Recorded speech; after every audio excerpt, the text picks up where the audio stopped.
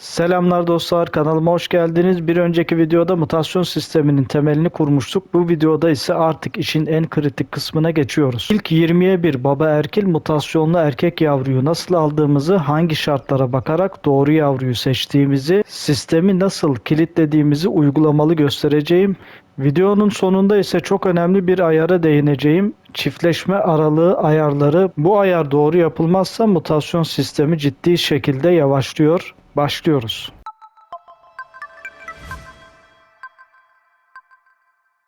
Bu noktadan sonra beklediğimiz yavru mutasyonlu erkek ve statlar fiziksel hasara verilmiş olan bir yavru olması gerekiyor. Bunun dışında gelen yavruları eliyoruz arkadaşlar. Bu gelecek olan yavru ise arkadaşlar 20'ye 1 baba erkil olacak. Bunu da buraya koyduktan sonra çiftleşme devam edecek arkadaşlar. Statları fiziksel hasarı verilmiş olan erkek bir yavru bekleyeceğiz. Bu sefer 20'ye 2 olacak ve onu ortaya koyacağız. 20'ye 20 olana kadar zincir bu şekilde devam edecek ve en sonunda maksimum fiziksel hasara sahip olan bir mutasyonlu yavru elde etmiş olacağız. Şimdi şu şekilde kontrol ediyoruz arkadaşlar. Bakın. Mesela bu geldi. Burada bir tane geldi arkadaşlar. Bakıyoruz dişi. Hemen bunu eliyoruz arkadaşlar. Bakın zaten mutasyon da yok. Mutasyon olsaydı bile bu dişiyi eliyoruz. Evet arkadaşlar, kısa bir süre sonra ilk mutasyonlu aradığımız erkek geldi. Çok da tatlı. Bakın pembe mi mor mu artık hangi renk olduğuna siz karar verin. Elleri, ayakları ve burnu bu şekilde geldi arkadaşlar. Aradığımız erkek, çok beklemedik arkadaşlar. Yani saatlerce bekleyebiliyoruz. İlk hedefin gerçekleşmesi için saatlerce beklenebiliyor. Ama biz beklemeden arkadaşlar bakın fiziksel hasarı 343 geldi. Fiziksel hasar 343 geldi. İlk denemede kolay olmuyordu arkadaşlar gerçekten. Bu ilk mutasyonumuz ve tam hedeflediğimiz statlar fiziksel hasara geldi. Bakın şuradan bakıyoruz. 20'ye 1 baba erkil. Evet, baba erkil 20'ye 1. Aradığımız yavru erkek işte bu arkadaşlar. Bunu mevcut erkekte değiştireceğiz arkadaşlar şimdi. Ve fiziksel hasarın 350 üzeri olmasını hedefleyeceğiz. İkinci hedefimiz de bu olacak. 20'ye 2 olacak ve zincir bu şekilde devam edecek arkadaşlar. Sabır ve zaman isteyen bir yolculuk bu mutasyon yolculuğu ve beklemenize de değiyor arkadaşlar. Bu yavruların arasından sadece bir tane geldi ve bu bir tur arkadaşlar. Yani birkaç tur dönebiliyorsunuz. Biz burada çok fazla beklemedik. 4-5 tur sonra arkadaşlar aradığımız yavruyu bulduk.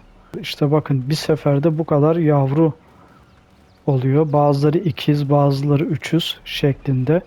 Bunu bir taneyle yapmaya çalışsak, yani bir erkek ve bir dişiyle yapmaya çalışsak süreç çok daha fazla uzayacak arkadaşlar. Onun için sistemi bu şekilde kuruyoruz ve daha çabuk gelmesini sağlıyoruz mutasyonun.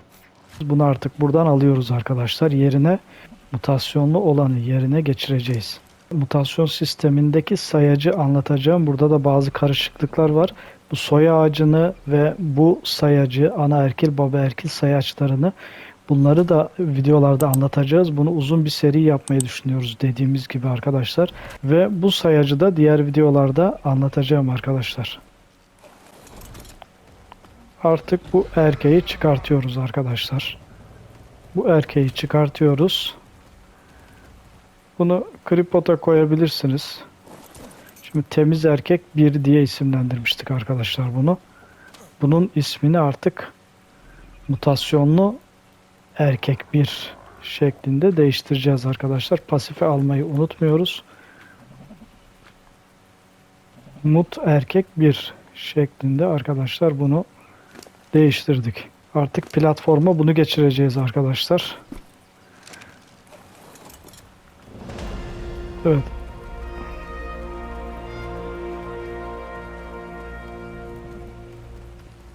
Bu tatlı megataryonla devam ediyoruz arkadaşlar.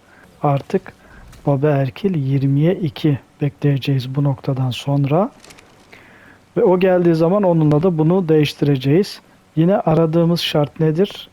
erkek olması, mutasyonlu olması ve statların fiziksel hasara geçmiş olması arkadaşlar.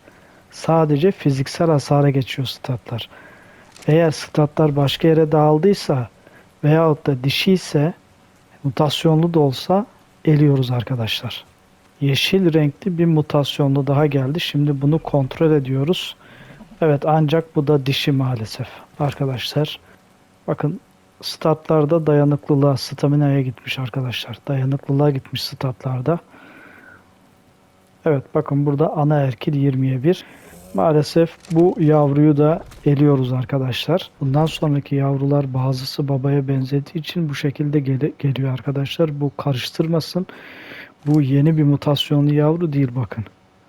Bu yeni bir mutasyonlu yavru değil. Burada 20'ye 1 yazıyor ama bu babasında mutasyon olduğu için böyle, kendisinde mutasyon yok. Soy ağacında mutasyon olduğunu gösteriyor.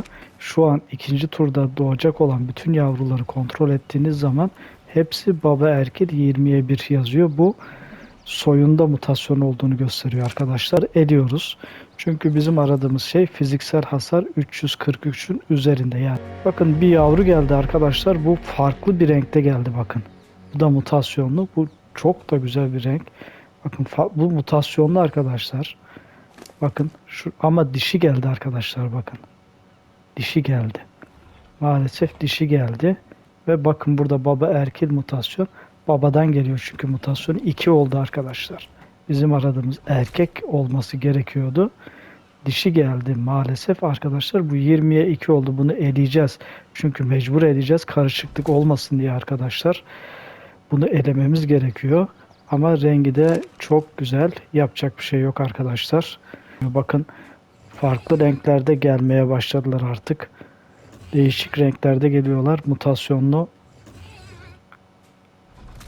farklı renklerde geliyorlar arkadaşlar. Bakın bu da aynı şekilde 20'ye 2. Bu da mutasyonlu geldi. Bunun da statları istediğimiz gibi değil arkadaşlar. Bakın zaten dişi geldi. Onun için dişi geldiyse hemen eliyoruz zaten. Bakın bu da 20'ye 2. Bu da mutasyonlu geldi. Bu mutasyonsuz bakın arkadaşlar. 20'ye 1. Bu mutasyonsuz geldi. Zaten statları babasınınkiyle aynı. Bakın arkadaşlar. Bu 20'ye 1 gösteriyor sayaç burada. Yani babasında bunun mutasyon var. Yani soy ağacında mutasyon var. Kendisinde mutasyon yok. Ama bunların hem kendisinde mutasyon var hem de soy ağacında mutasyon var. Hem kendisinde hem soy ağacında mutasyon olduğu için bu sayaç 20'ye 2 gösteriyor. Burayı karıştırmayın arkadaşlar. Ama bunların hiçbiri bizim aradığımız yavru değil. Onun için bunları eliyoruz arkadaşlar. Mutasyon sistemini kurduğumuz zaman ayarlardan değişiklik yapmamız gereken yerleri burada gösteriyorum arkadaşlar. Gelişmiş kısmına gelip dünyaya girdiğimizde arkadaşlar burada çiftleşme aralığı var bakın. Bunu minimuma getiriyoruz arkadaşlar. En düşüğü bakın bu. En yükseği bu. En düşüğü bu. Normalde bu şuralarda falan olduğu halde arkadaşlar bu 1,5-2 saat sürüyor çiftleşmeleri. Onun için bunu minimize ediyoruz. Döngü sürekli devam ediyor arkadaşlar. Eğer yumurtalı yapıyorsanız arkadaşlar, eğer sistemi yumurtalı dinolarda kurduysanız bunları da maksimuma getirmeniz gerekiyor. Bu 3 ayarı mutasyon sistemini değiştirmemiz gerekiyor arkadaşlar. Ve burada ayarları kaydet deyip tekrar oyuna devam edebiliriz. Arkadaşlar bu videoda ilk mutasyonu aldık ve baba erkil zinciri doğru şekilde başlatmış olduk. Bir sonraki videoda artık zinciri büyütüyoruz. 20'ye 2 mutasyonu alacağız. Sistemi nasıl oturttuğumuzu ve mutasyon ilerledikçe mutlaka bilinmesi gereken önemli noktaları göstereceğim. Seri adım adım ilerliyor. Devamı bir sonraki bölümde. Seriyi kaçırmamak için kanalda kalmayı unutmayın. Bir sonraki videoda görüşmek üzere. Hoşça kalın.